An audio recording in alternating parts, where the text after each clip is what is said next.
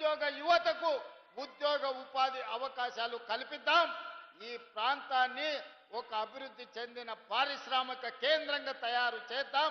అప్పుడే మీ జిల్లాకు వచ్చిన ఎయిర్పోర్ట్, మీ జిల్లాకు వచ్చిన రోడ్లు, మీ జిల్లాలో కట్టే సాగునీటి ప్రాజెక్టులు, ఈ జిల్లాలో చదువుల కోసం ప్రారంభించుకున్న యూనివర్సిటీలు అన్ని కూడా ఈనాడు అభివృద్ధికి వేదికలుగా మారుతాయి.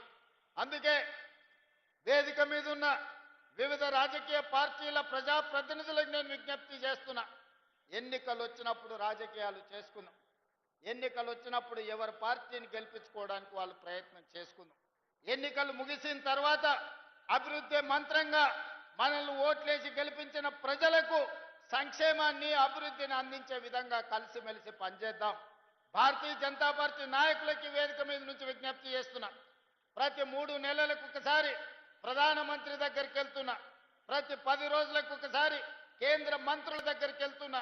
ఢిల్లీ నుంచి రావాల్సిన అనుమతులు, తేవాల్సిన నిధుల కోసం కేంద్ర ప్రభుత్వంలో ఉన్న పెద్దల్ని మేమెట్లయితే కలుస్తున్నామో రాష్ట్ర ప్రభుత్వానికి కాంగ్రెస్ పార్టీ మేమందరం బాధ్యత వహిస్తుండొచ్చు. మీరు రాండి, నిస్సందేహంగా మీకేం కావాలనో నిధుల గురించి చెప్పండి. తప్పకుండా చేయగలిగింది చేస్తాం. దీంట్లో రాజకీయాలు లేవు. మన ప్రాంతాన్ని అభివృద్ధి చేసుకోవాలి. మన మీద విశ్వాసం ఉంచి మనకు ఓట్లేసిన ప్రజలకు మేలు జరగాలి అనంటే ఎమ్మెల్యేలు, ఎంపీలు ఆ ప్రాంతానికి సంబంధించిన సమస్యల్ని ప్రభుత్వం దృష్టికి తీసుకురావాలి. చాలా మంది అంటుంటారు నరేంద్ర మోడీ గారిని పదే పదే రేవంత్ రెడ్డి గారు కలుస్తుంటారని. నరేంద్ర మోడీ గారు నాకు బంధువేం కాదు. నరేంద్ర మోడీ గారితో ఇంకా నాకు చుట్టరికమేం లేదు. కానీ వారి దేశానికి ప్రధానమంత్రి, దేశానికి ప్రధానమంత్రి అనుమతిస్తేనే ఎయిర్పోర్ట్ వస్తుంది, పెద్ద పెద్ద పరిశ్రమలు వస్తాయి, మనకు నిధులు వస్తాయి. ఇవాళ మనం తుమ్మిడేటి దగ్గర ప్రాజెక్టు కట్టాలి అనంటే మహారాష్ట్ర నుంచి కొన్ని అనుమతులు తీసుకోవాలి. మహారాష్ట్రలో భారతీయ జనతా పార్టీ అధికారంలో ఉంది. ఒకవేళ ముఖ్యమంత్రి గారు మనం అడిగితే, ఒకవేళ ఏదైనా ఆలోచన చేస్తే, నరేంద్ర మోడీ గారు ఒక మాట చెప్తే, అమిత్ షా గారు ఒక మాట చెప్తే మన ప్రాంతానికి మేలు జరుగుద్ది.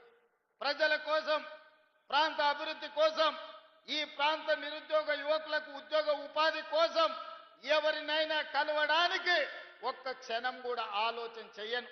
నేను పైరవీల కోసం పోను. పర్సనల్ ఎజెండా నా దగ్గర లేదు. నాకున్నదల్లా చిన్న వయసులోనే ఈ తెలంగాణ రాష్ట్ర ప్రజలు 4 కోట్ల తెలంగాణ బిడ్డలు ఈ రోజు నాకు అవకాశం ఇచ్చి భుజము తట్టి ముఖ్యమంత్రి కుర్చీలో కూర్చోబెట్టారు.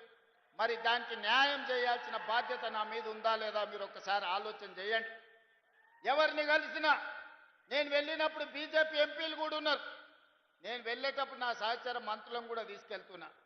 ప్రధానమంత్రి గారికి ఇవ్వాల్సిన గౌరవం ఇచ్చినాం, అడగాల్సిన అనుమతులు అడిగినాం. ఇవాళ తెచ్చుకోవాల్సిన కొన్ని తెచ్చుకున్నాం. ఇవాళ వరంగల్లో ఎయిర్పోర్ట్ వచ్చింది. ఇవాళ మనకు ఆదిలాబాద్ ఎయిర్పోర్ట్ మంజూరు చేస్తామని చెప్పిండ్రు. ఇవన్నీ మనం అడగకుండా వస్తాయా? 10 సంవత్సరాలు వాళ్ళు అడగలేదు. పెద్దలు చెప్పిండ్రు అడగంది అమ్మాయినా పెట్టదని. కేంద్ర ప్రభుత్వానికి ఎట్లా తెలుస్తుంది మనకేం సమస్య ఉందో, ఆ సమస్య ఏ విధంగా పరిష్కారం అవుతుందో? అందుకే ఆ సమస్యల్ని మనం నివేదికల ద్వారా కేంద్ర ప్రభుత్వానికి అందించడం ద్వారా కేంద్ర